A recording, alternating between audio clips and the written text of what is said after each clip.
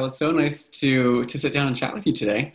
Oh, thank you so much for having me. Likewise. Congratulations on your new movie, The Swerve. It's doing really well, and you're receiving some great awards for it. So, this is so exciting. This will be really, really exciting for you.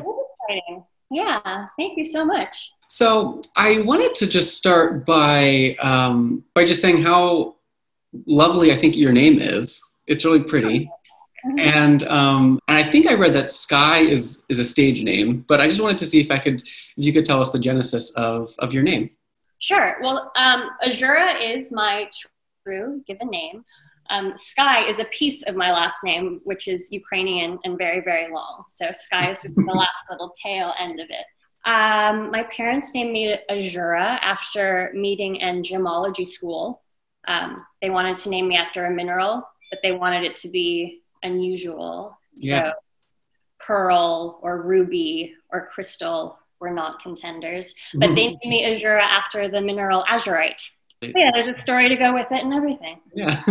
So, you've been acting for a while, but I wanted to just, start off by asking you why was acting the thing that you wanted to do? That's a good question. I always feel like acting kind of chose me instead of me choosing it. I grew up doing a lot of theater, and I also grew up without a television in my house. So even though I grew up in Los Angeles, I was oddly sort of naive to film and television. I grew up doing a lot of musical theater. And then when I was 15, I got my first role for TV.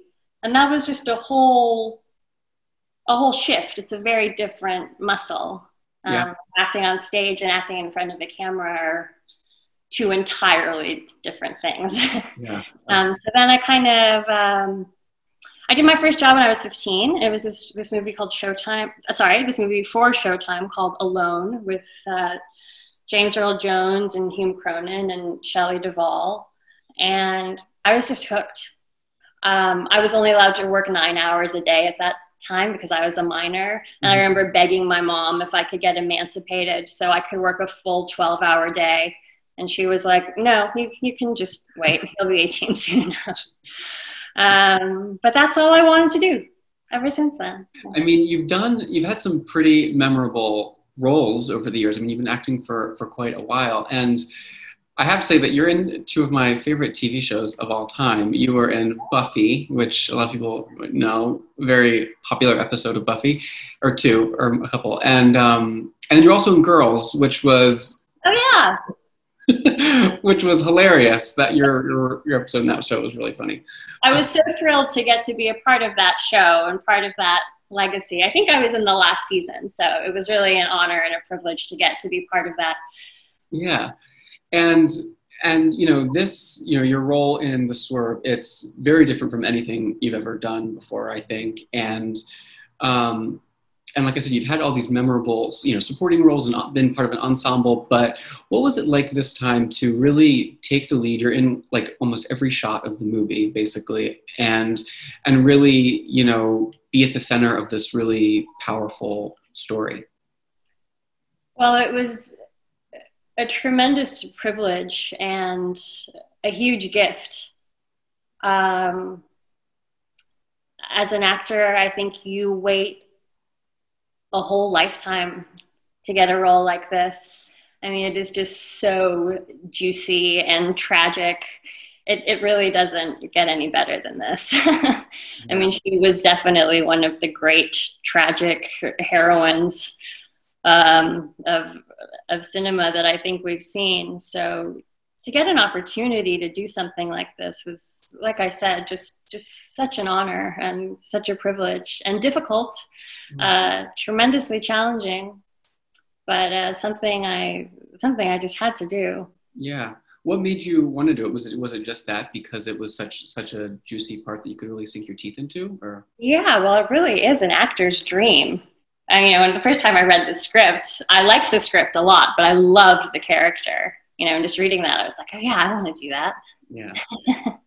The Swerve it's quite heavy, which is, probably an understatement, but I had a very like physical, like very visceral reaction to watching it, you know? And I think I was thinking back, you know, the only time I really felt that way when I watched a film before was when 127 Hours with James Franco, you know, and I think it's because in the Swerve, your performance is so strong and you really become engrossed, and you can't help but, as a viewer, have, you know, empathy and think, oh, what would I do in this situation? And I think it's really a testament to you, you know, your talent in this film. What does what is a role like this? What kind of toll does that take on you as an actor? Well, it's funny. People always assume that those really emotionally arduous scenes are really taxing on actors. Mm-hmm. And maybe for some people they are, but I always actually find those scenes to be really exhilarating. And I kind of feel amazing when they're done, because it's like if there was anything, you know, stuck inside of you that needed to get out, it kind of all gets cleared out in a very cathartic, amazing, kind of healthy way. Yeah. So I never feel, you know, pulled down or weighed down by those scenes. Like I said, I feel more charged and exhilarated. How did this movie change you in any way? Well, this movie was exciting for me because, unlike anything I had ever done, going into it, I didn't actually know if I could do it. Mm-hmm. And I was actually really scared going into it, which, again, I really saw as a gift, because as an actor, it's very rare that you get the opportunity to be scared. And so when it was done, I learned that I could do it, and that was really, really an exciting and empowering thing. And it made me think, well, what else can I do? I mean, you're always good. You can do comedy and drama flawlessly, and which is rare, you know, for an actor. And your performance in this movie is so incredible. But and like I said, you've been winning awards for it, and you know. And the entertainment industry, you know, Hollywood is full of, you know, high highs and really low lows. And I wonder, you know, how do you kind of reconcile getting, you know, enormous praise for something like, and well deserved, you know, for this film, and then in other roles, you know, maybe they go a bit more under the radar. Like, how do you kind of reconcile, you know, praise and criticism in the Hollywood machine? I think you really have to take a step back and really have a wide lens and really look at it in a big picture way. You really have to be in it for the long haul. You know, it's not just this one movie that comes out or what this reviewer says. You know, it's just a tiny little piece of a career that's hopefully so much bigger than that. You know, I hope to be doing this till I'm an old lady with blue hair. So I just take it as a journey. You know, I'm sure COVID has probably impacted working. I mean, it's impacted everyone so heavily. Yes, I have not worked this year. Yeah, I mean, what is there anything that you have like coming out next, or? I don't know what my next project is, which is a little unnerving, but I suppose I'm in good company on that one. Right. I've found that with COVID, it makes it very hard to plan anything. It makes it hard to plan more than like a few days or a week ahead. But no, I haven't worked all year. And it seems like slowly our industry is starting to creep back, just as these new lockdowns have gone into place. So we'll see. It's all very unknown. Yeah. But brighter days are ahead. During this time, you can probably, as an imaginative actor, you can probably dream up a lot of things that you would like to be doing instead of sitting around. But what is there like a dream project that you'd like to do, or like a character that you've always wanted to play? I would love to do a movie in a different language. Oh, wow. I don't speak a different language, you know, typical American. I mean, I can speak a little Spanish, a little French, but I would love to do a film maybe in one of those languages, a supporting role, definitely. I don't want to carry the film in a foreign language, but that's something that would definitely be interesting to me.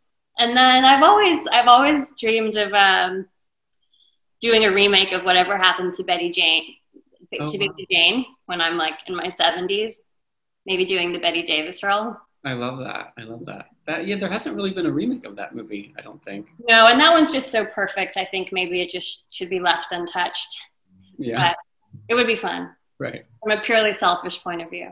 I mean, on that note, what are some other actors that really like inspire you? Oh gosh, so many. Well, Meryl Streep, right? Everyone has to start with her. Joan Allen, Vanessa Redgrave, Saoirse Ronan, I love. You know, people who just, I call it bone marrow acting, and it's people who just work from a different level, just from a deeper place. It's like working from the inside out.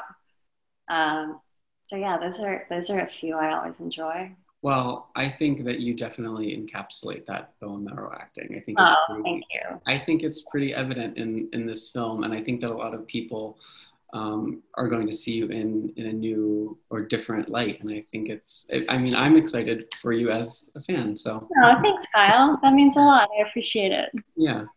But I don't want to take up any much of your time. I really thank you so much for sitting down, and yeah, it was really great to talk to you. Likewise, thank you so much. Be well and take care. All right, you too. Happy hand washing. Yeah, likewise.